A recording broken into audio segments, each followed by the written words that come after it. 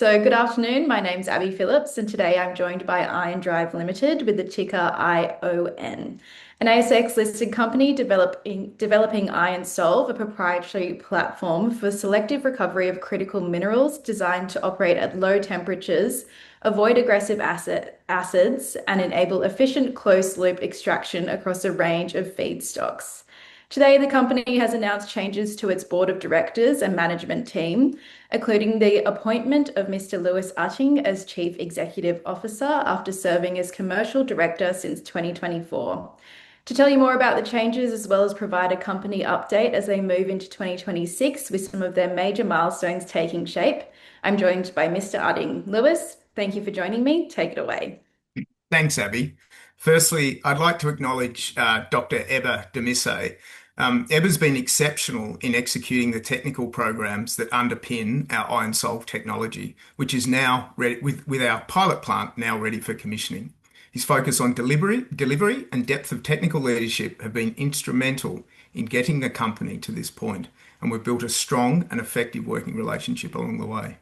I'd also like to thank outgoing director Jack Hamilton. Jack has done an outstanding job helping to set the company up for success, particularly in establishing structure and the critical path that have brought Iondrive to the inflection point that we're at today. The discipline and rigor he brought to the board has positioned the company well for its next phase. When we talk about inflection points, there are a few key factors at play. First is the macro environment. Over the past 12 months, the critical minerals landscape has shifted materially, with accelerating momentum across rare earths, base and precious metals, and the broader circular economy. The scale of capital now being mobilized in the United States in particular is unprecedented, at least in my 44 years of being here, and it creates real near-term commercial opportunities. Against this backdrop, the board has deliberately sharpened the company's focus on commercial execution with a strong technical foundation in place, and with the pilot plant entering commissioning, the priority naturally shifts towards deployment, customer engagement, and scale-up. We are seeing encouraging progress across multiple fronts, including Australia through our partnerships, i.e. with Lithium, and in the United States with Elemental and Colt Recycling, where our early validation results sort of speak to the opportunity in front of us in the engineering and commercial phases. This context also explains the structure of my appointment as CEO. The initial 6-month term is about flexibility. The pace of change in the critical minerals sector means the company needs the ability to align leadership with where customers, capital, and the opportunity are strongest. Right now, that momentum is clearly building in the United States. My first priority as CEO is to ensure that the company is adequately resourced to capture that opportunity, including strengthening our capability in leadership in the US in close coordination with the board. I'm fully committed to Iondrive and its long-term success. If continuing as CEO beyond 6 months is what best serves the company, I'm comfortable with that. Equally, if the business is better served by leadership located closer to key markets, I'm supportive of that outcome. What matters is doing what's right for the company at this stage of growth and for shareholders. Finally, I'd like to welcome Duncan Turner to the board. Duncan brings deep experience in electrometallurgy and extraction, which is highly complementary as we move into the execution and scale-up phases of our business. His expertise strengthens the board's technical depth and will help accelerate informed decision-making as commercial opportunities progress. Overall, the business is in good shape. The company is well capitalized. We remain disciplined around cash burn while continuing to invest in priority areas, including R&D and near-term commercial execution. We are also actively pursuing grant opportunities in the United States, where funding availability continues to expand, and we look forward to updating shareholders as these initiatives progress. The macro environment is supportive, the technology is ready to move forward, and the board has taken proactive steps to position Iondrive for its next phase. I'm really excited about what lies ahead, and I'm happy to take questions from the floor. Thank you so much for that, Lewis. We'll now move into some questions that have come through off the back of today's ASX announcement. But also just to remember to submit your questions to the Q&A function via Zoom at the bottom of your screen if you haven't submitted them already. But I might just kick off with some of my own questions first to space through what you've just gone through. So first of all, you mentioned that the 6 months term there, obviously, and that it would be largely focused on the US and capturing these opportunities there.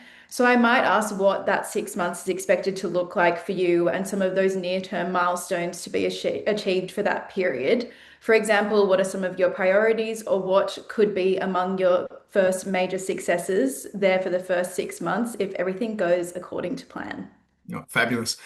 Look, I think some of the things we've already signaled to the market that we'll be continuing to execute. So it's a lot of business as usual, i.e., we're really excited about our work in e-waste and looking at the recovery of rare earths with our partner Colt. So taking a material decision on final investment on that progress in the next 6 months would be perfect. Having a look at our solar recycling initiatives. The Australian government just announced 24.7 million this morning in a consortium to gather and help coordinate the collection of solar panels for recycling. And with the silver price where it is, that absolutely is a focus for us.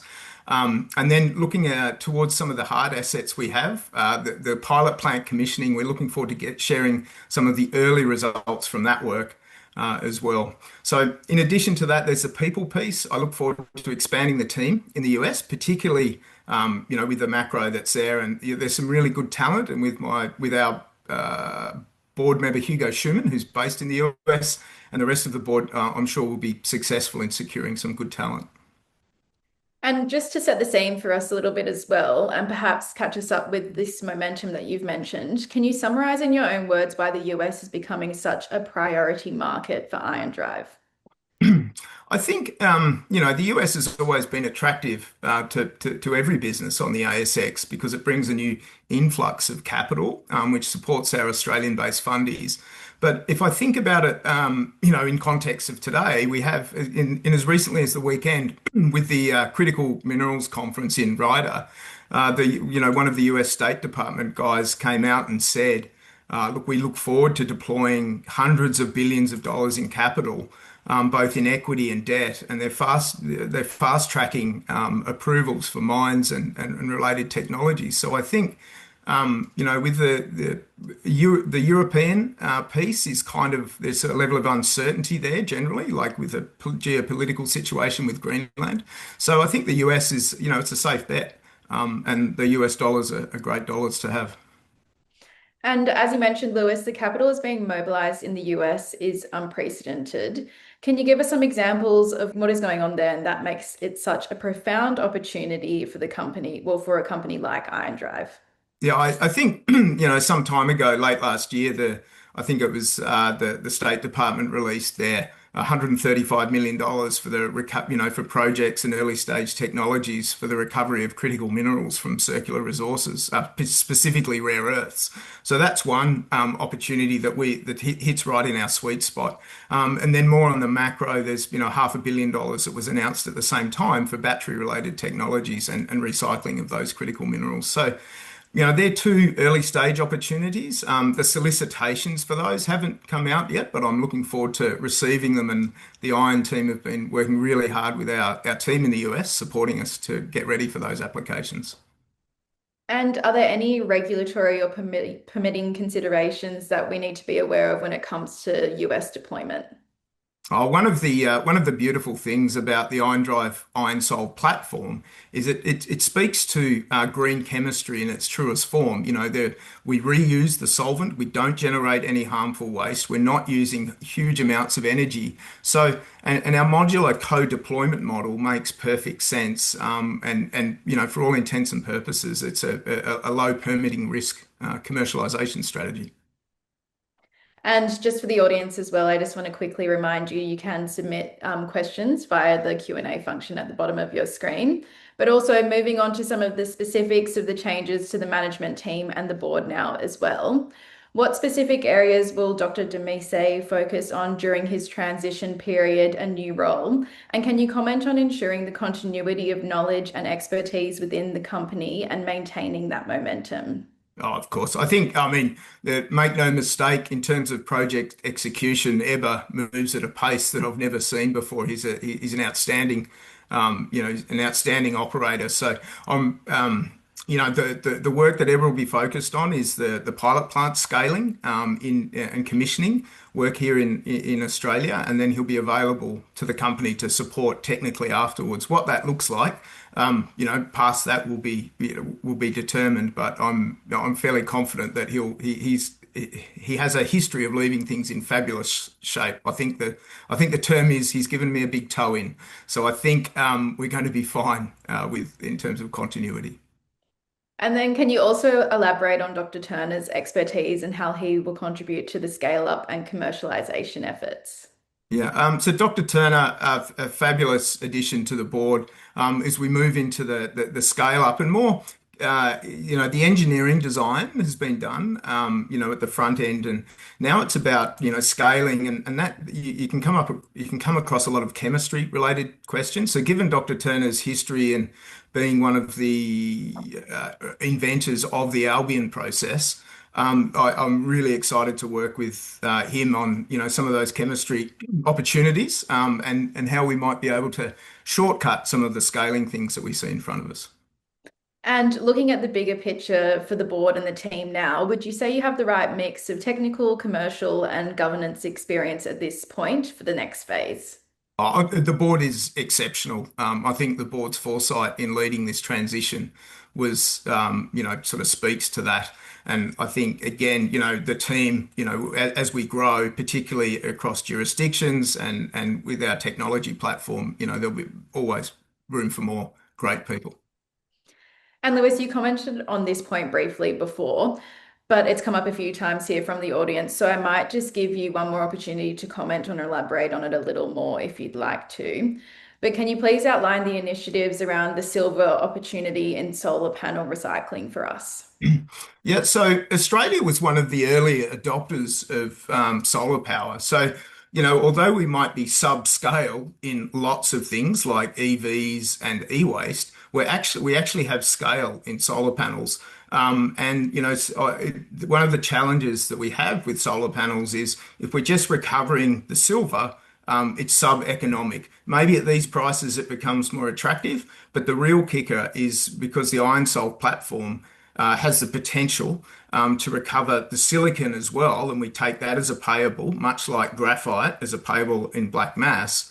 It changes the landscape a lot for us. So we're working with lithium they're our collection and pre-treatment partner, if you like, and then we'll be the extraction partner. And silver, what normally happens is it's normally the solar panels are normally crushed and then smelted, and you take a payable on silver. But we think there's a more sustainable approach where we can take the silver as is and also have the silicon as a payable. So that's exciting. And Lewis, as we start to wrap things up here a little bit, there are some information here about the nearer term milestones. So the Australian pilot plant is obviously one of the nearest term milestones that shareholders have likely been looking forward to and entering early stage commissioning.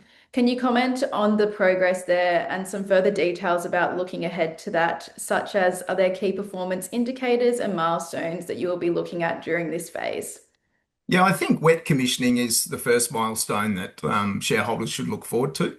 To date, everything's on track in terms of the mechanical assembly, the delivery of the materials to site, all those things. So I think, wet commissioning is something we should be excited about. And then following wet commissioning, it'll be early stage recovery numbers from the pilot, and then also solvent reuse and recovery. And what would constitute a successful commissioning process? I think we get, we hit our target solvent recycle targets and then we also talk about, recoveries similar to what we've seen before in the lab, which was 98% for some of the key materials. And another one here that's come through about some of the ongoing work. Could you please provide an update on the agreement with Colt Recycling and perhaps give us an overview for those that aren't fully across it? Yeah, thanks. So the work with Colt Recycling is being conducted in North America. They shipped us a sample where we tested that sample. We've had some variability in the sample feed that came to us, and it's weird that magnets stick to steel. So we've had to do a lot of work on the demagnetization fraction, but it's all on track. The early without optimization, the recovery numbers are as we expected. They're not published yet. But yeah, we're on track to deliver or meet expectations on that in February and March. And there's a good question here about your technology specifically. Could you talk through the REE chlorides to oxides from raw feedstock magnet recycling and what your listed peers look like and how does your process differ? So I think it's the metals can either be a metal as elemental metal, or they can be a metal salt, and those salts can be chlorides, sulfates, carbonates, lots of different things, and they have different values attached to them. If you look, I think it's in our investor presentation. We produce or aim to produce either a sulfate, a hydroxide, or an oxide. Now they're all high value payables because of the contained metal percentages and their downstream applications. Chlorides that's probably the lowest payable of any of those metal salts, and with oxides usually generally being the highest. There's some great technologies out there that are fantastic at producing chlorides, but those chlorides still need to be able to produce, say, a rare earth oxide or a basket. They still need to be extracted and purified using some form of solvent extraction. Now, that is usually done with a kerosene-based material as the media, which is highly flammable, and then another aluminum or another type of chemistry. So effectively, we replace that solvent extraction step with our green iron salt platform. So we can sit on the back end of that chloride process, or we can take it before it gets to a chloride and produce a hydroxide, oxide, or a sulfate. And following on from the mention of expanding into other markets beyond battery recycling, what are the most promising alternative applications for iron salt technology, whether it be e-waste or solar infrastructure? And what's the timeline for pursuing opportunities like this? So solar we started the back end of last year. E-waste we've been at for a little while now, probably 12 months, originally through the University of WA, and now more recently from sort of September in e-waste in the US. So I think they're the two, there's lots of learnings from those things. And one of the things we're finding with the Iron Salt platform generally is that it's a preservation-based technology where competing technologies typically destroy whatever the associated materials are. We're able to select it, we're able to recover those and preserve those. And that's, in the case of our ambition is in the case of solar panels, it's silicon. With black mass, it's graphite. And then in the case of e-waste, it's steel. And just to look at the bigger picture as we start to wrap up now, Lewis, how do you and the company view the evolving regulatory landscape surrounding critical minerals and battery recycling, both in Australia and internationally? Perhaps broadly speaking, and in very simple terms for those that aren't up to date. Well, if we think China's, we'll take the US. There's been underinvestment in the US probably for the last 30 years in their critical mineral refining capacity. Australia, I think the National Reconstruction Fund's pointed to, several of our smelters that are sort of aging assets. And China's really taken the opportunity to hold the world not to ransom, but take that opportunity to exploit the lack of processing capability both in Europe, Australia, and the US. So for us, the regulatory framework is one, we can't ship our circular materials offshore anymore to be recycled. And then in order to meet that ambition, we need to develop our own assets. And they should be capital light and potentially environmentally friendly as well. Lewis, thank you so much for your insights. That is all we have time for today, and we're looking forward to watching Iondrive progress.